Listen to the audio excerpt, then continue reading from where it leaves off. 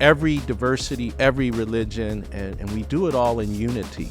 We celebrate that diversity, and we try to include everybody in what we're doing. Doesn't matter if you have $0 in the bank or $1 million in the bank, you've spent time at another state university of New York, or you spent time at the state penitentiary of New York. We're helping people to really achieve their dreams.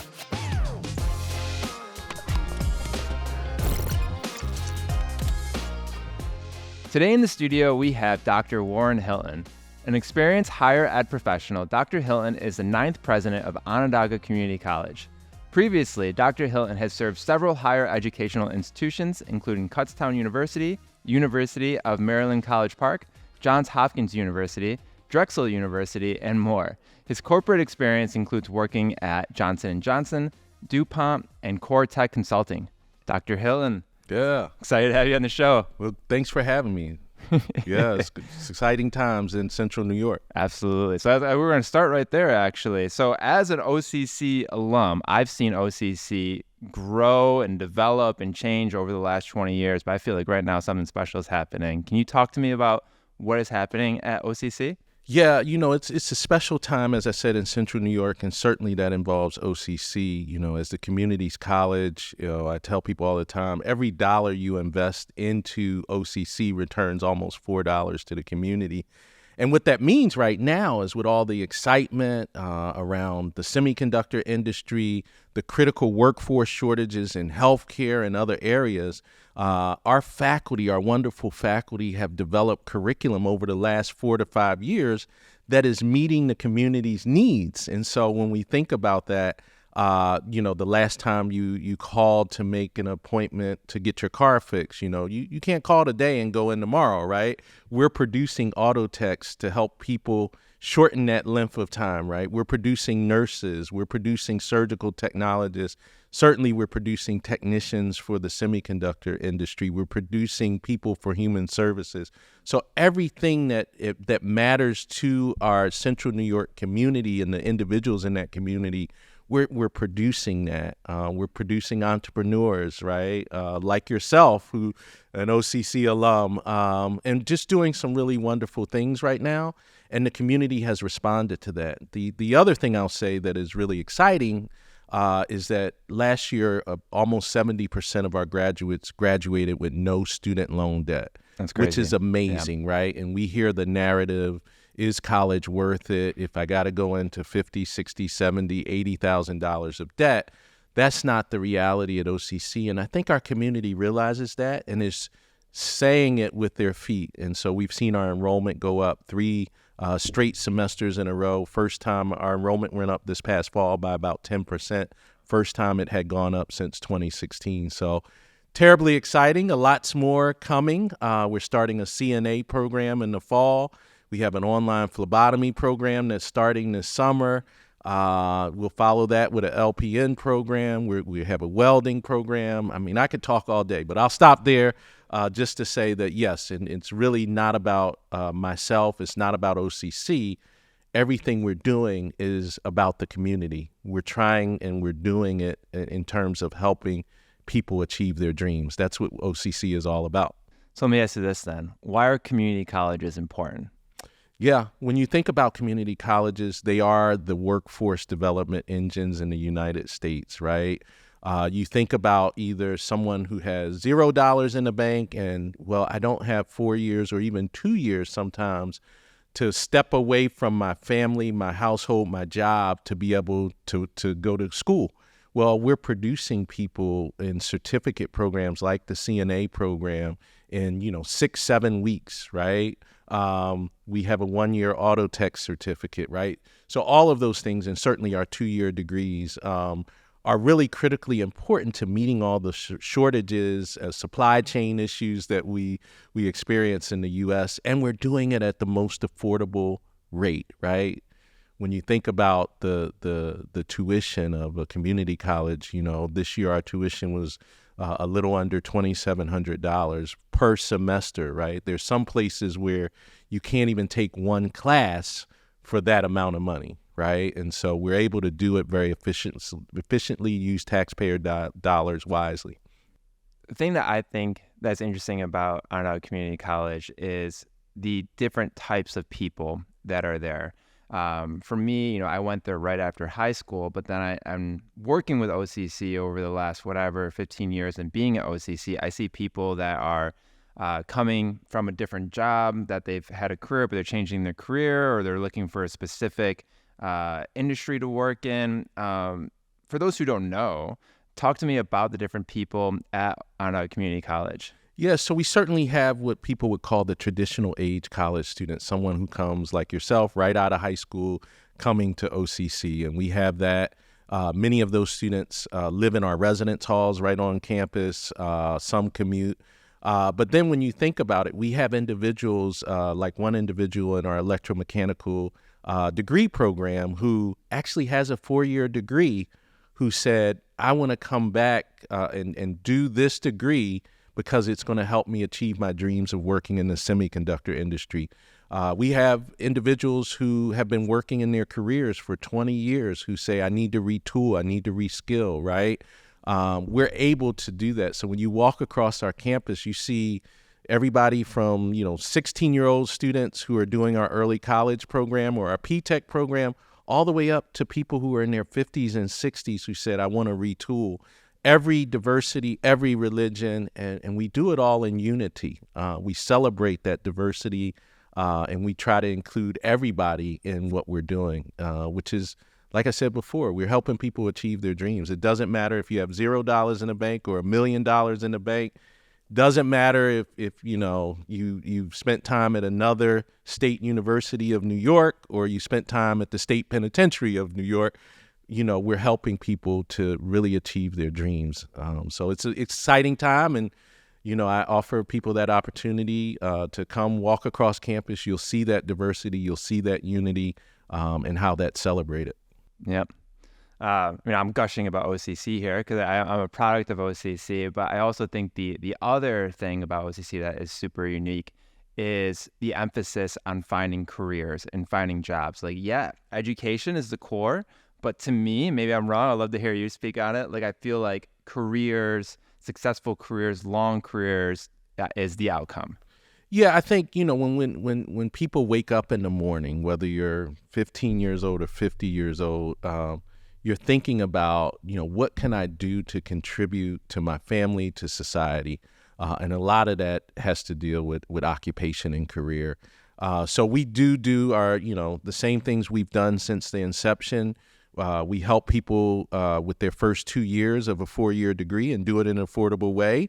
But they're also thinking about careers. Like we have students who come to us and major in humanities and social sciences who are saying, I want to be a psychologist. So I'm going to transfer to a 4-year institution, get my degree there and go on for a master's degree and work in psychology or a doctorate degree. We have folks who want to be medical doctors, right? They come and get those first 2 years. But then we also have those folks who said, you know what? I am going to be a auto tech. I am going to go work in the semiconductor industry as a technician. I want to be a CNA. I want to be an RN. We can do that for them in a short amount of time and in an affordable manner, which is very exciting. So, yeah, you're right. I mean, we have that benefit to be able to do that.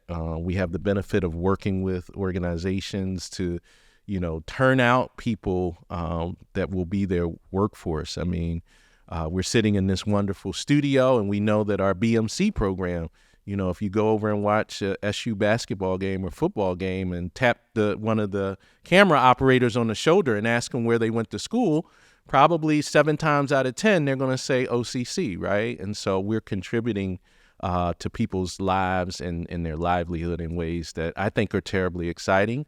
And it keeps us at OCC waking up every single day, looking at what we can do better for our community. And these are good jobs too. Oh, yeah. I think that's something that gets missed a little bit, especially, if you want to talk about Micron, we can kind of go in there. But I know that is the idea there is to lead to very high paying, good careers. And then the auto tech, same thing with nursing. These are all, it's not just a Band-Aid. This is a career with a really good possibility. Yeah, I mean, we could start, I mean, BMC, right? Broadcast media communications, right? People, oh, well, camera operator. I mean, camera operators make good money and they live a nice lifestyle, right? These are jobs that, people want, right? And these are jobs that are making an impact in our community. And that's really what we're all about. So I thank our faculty. I'm very grateful to our faculty and our staff for creating these opportunities for individuals and really believing in our community and our students and our alumni to continue to get up every day and strive for success. Yeah. Why education? Why are you doing what you do? Yeah. Well, you heard my bio. I started out in the corporate world. And for me, it's a passion. When I think back to growing up in Philadelphia, my parents who, only have a high school degree, my mother probably reads on about a 7th to 8th grade reading level. They instilled in my brother and I that education was important. And because I seen what education did for me, I wanted to give that back to others, right? I had teachers, coaches, professors, you name it, that poured into me. And that's the reason why I'm sitting in front of you today. And so that's the reason why I made the switch from the corporate world to get into higher education, because I wanted to help people. It doesn't matter what age you are, how much money you have, the color of your skin, your religion. If you're a human being, I want to be able to help you achieve your dreams through higher education. Yeah. It's just a funny question, but why? Why do you want to help people with this? It's intrinsic for me, right? I know the power of education in my own life, and I see it when we have commencement and I see students walk across the stage. We just had a young man in December who walked across the stage at our December commencement. I know his story. I know that he had been in prison. I know that, he had some family struggles, but when he walked across the stage, that smile on his face and knowing that he is set up for success, he's now at a 4-year institution and he's going to go on and have a wonderful career, right? I've seen a family member who, struggled and worked, 30, 40 hours a week while they were going to school full time, right? And to walk across the stage and say to their 3 children, Mommy did it, right? So I know you can do it, right? That all matters to me, and it matters to the staff and faculty at OCC as well. Absolutely. So coming from Philadelphia, how did you end up in Syracuse? Well, Philadelphia and Syracuse has a lot of ties, right? It's very interesting, so the Syracuse basketball team back in the day became the Philadelphia 76ers, thanks to Coach Boeheim. I mean, there's a pipeline out of Philadelphia to Syracuse basketball. Marvin Harrison, one of the probably all-time greats in my mind of Syracuse football is from Philadelphia. So a lot of similarities, a lot of, things that, when I came to Syracuse, it kind of felt like home, right? And certainly working for a place like OCC that has a vibrant campus that is really focused in on helping the community, it aligned with my passion. So, it was a no-brainer for me.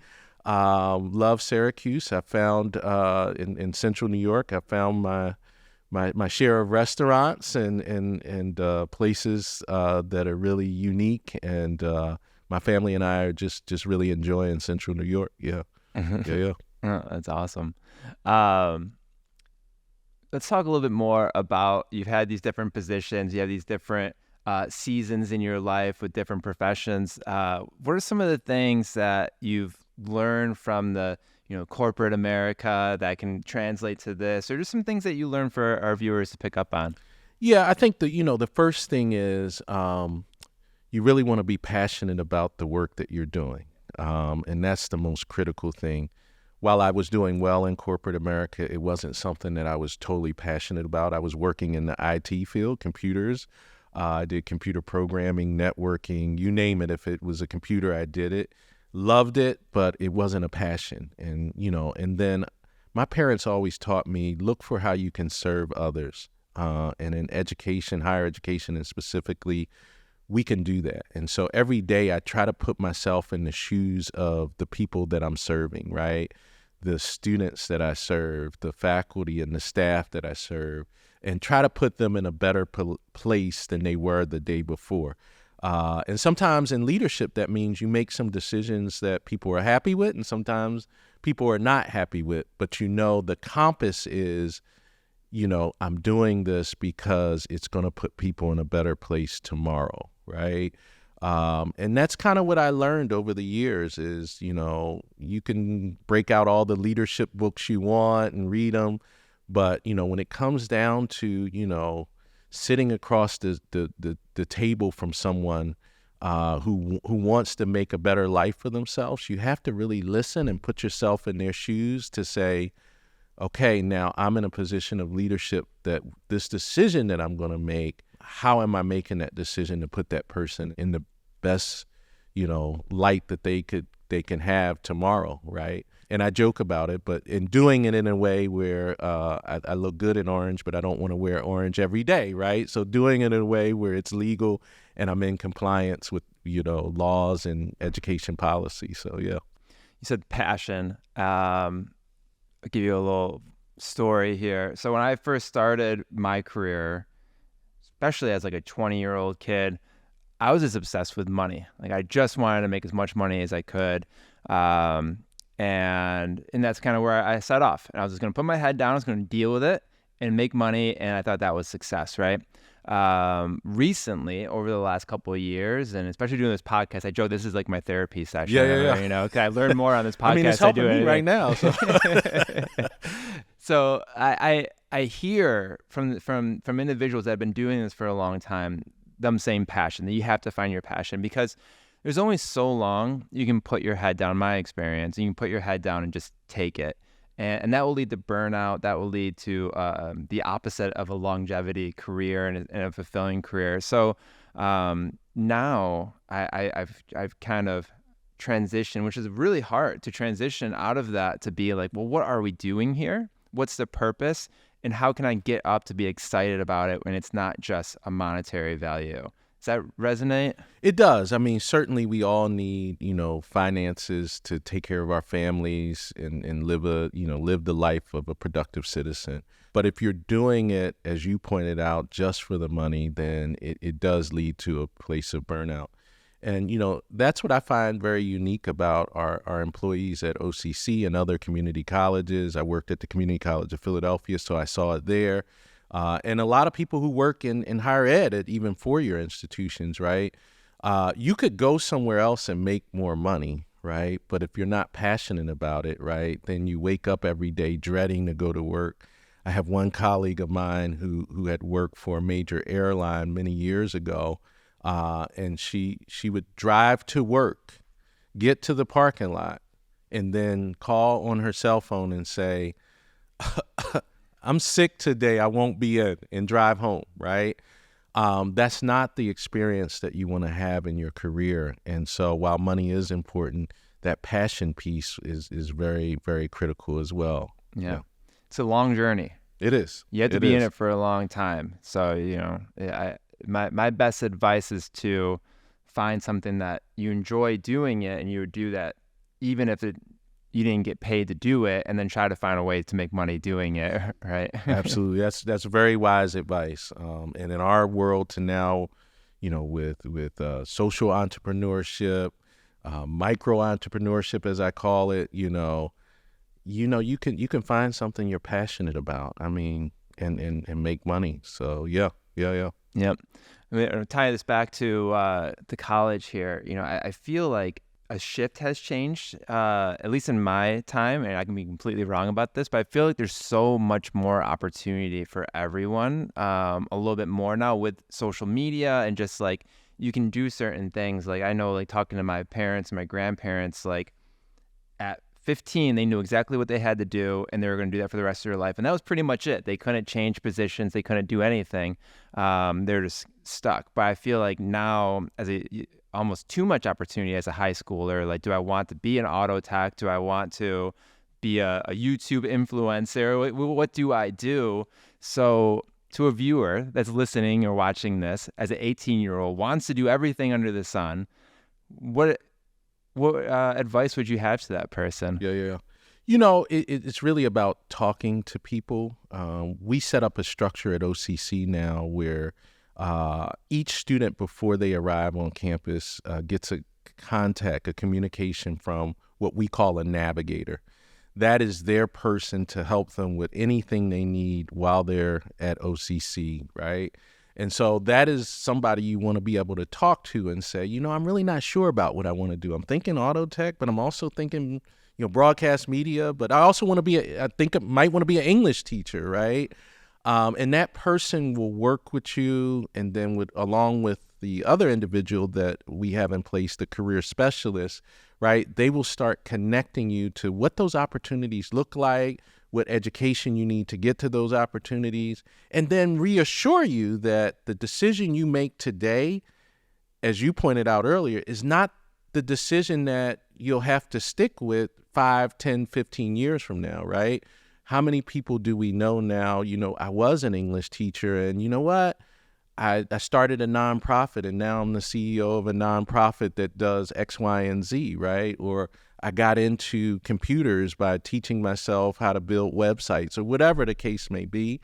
And so that's our solution at OCC, is really to have those conversations with people to help them achieve success. And I would encourage people to find people in your family that can have that conversation with you. If you're not at OCC or whatever institution you're at, high school counselors, et cetera, can have those conversations because that's critically important. I know, even I talk to, people who are in their 30s and 40s, and they're like, I've been doing this for 20 years now, but I want to do something different. Well, let's have that conversation. What does that look like for you, right?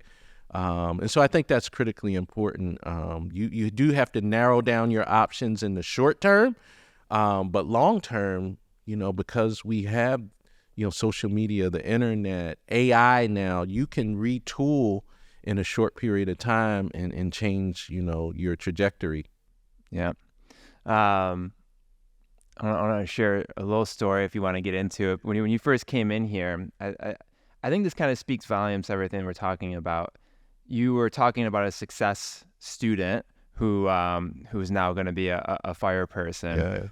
Yeah. And you could have chose a million different stories to kind of talk about, right? Like you could have talked about someone that went to an Ivy League. You could have talked about someone that's making all this money, but you thought the story that you shared when you first came in was about someone that's going to be a fire person helping the community.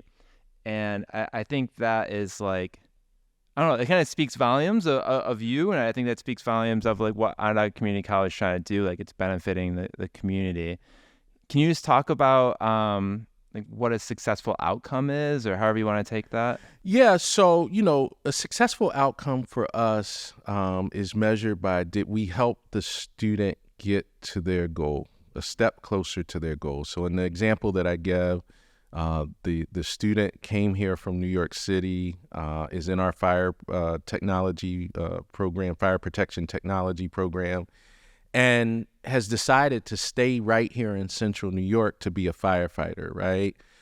Unbelievable. How many of us, we need more firefighters, right? But we need more doctors too. We need more lawyers. So we have those stories as well. I can think of, Dr. Darrell Dykes, who, works at Upstate, and, he's got a JD, a MD, and a PhD, and he's one of our alums, right? And so all of those stories are very important to our community because these are people that are having impact in our community. And, the statistic that we talk about is over 85% of our alumni live or work within 25 miles of our campus. So they're staying right here in central New York, and they're contributing to our society. And so that young man I talked about, who's going to be a firefighter, he's going to have a successful career. I suspect in 10, 15 years, somebody will say he's a lieutenant. He's in 20 years, he's running a fire department, right? And we'll have that impact on our lives right here in central New York. So that to me is why community colleges have a transformative power, right? Not only because we turn out people who go directly into work, but we're turning out people who transfer and go on to be lawyers, doctors, psychologists, sociologists, anthropologists, you name it, and really have that wonderful effect on our community. Yeah, make an impact in our community. Yeah, love it. All right, so we end every podcast with 3 questions. All right. Do you have a favorite book or a book that you want to recommend to our audience, and why? Yeah, so it's hard because I do read a lot. So I have a number of favorite books, but the one that I'm reading that I've read recently, the most recent, it's a book called The Healer by D. Henderson. So it's fiction, but it's a good story of being a family being passionate about helping people. Yeah. Okay, I like that. All right, so you've been doing this for quite some time in different roles and all sorts of different movements. What keeps you passionate? You already talked about it, so maybe you have to answer in a different way here, but what keeps you passionate? What keeps you going? We all have rough days. But when I have a rough day, invariably something happens where a student or a parent or somebody will go, or alumni will be like, OCC made a difference in my life, right? And I had one of those days not too long ago, and I always wear OCC gear, when I'm in the community. I had my OCC hat on. I went into one of my favorite pizza shops locally, and the young lady behind the counter said, "Oh, did you graduate from OCC?" I said, "No, I worked there." And she said, "OCC changed my life. Like, I didn't know what I want to do. They're helping me figure it out," right? And that was all I needed. So it really is seeing the difference that a place like OCC makes in the community. That's great. All right, last question. What excites you most about Central New York today? Yeah, I think 3 things. The opportunity that exists, and we'll have to capitalize on that opportunities and make some decisions collectively as a community. So I think that's one. The food scene, oh my gosh, if I find another bakery, I think I found them all in Central New York, but if I find another bakery that's good as the ones that I've already found, I don't know what I'm going to do. So I think the food scene, and then most importantly, the people. The people have a drive, a work ethic, a resiliency that, reminds me a lot of Philadelphia. So like I said earlier, I find, this feels like home to me. Yeah. Well, good. Well, hopefully you stay here for a long time. This will be your home. Hey, so far so good. Yeah. All right. Well, thanks, man. Appreciate it. Thank you. If you want to learn more about Dr. Hilton, you can follow him on LinkedIn at Warren Hilton. And to learn more about Onondaga Community College and all they offer, check out sunyocc.edu. And be sure to follow In the Studio with 325 for more conversations with extraordinary people every Monday.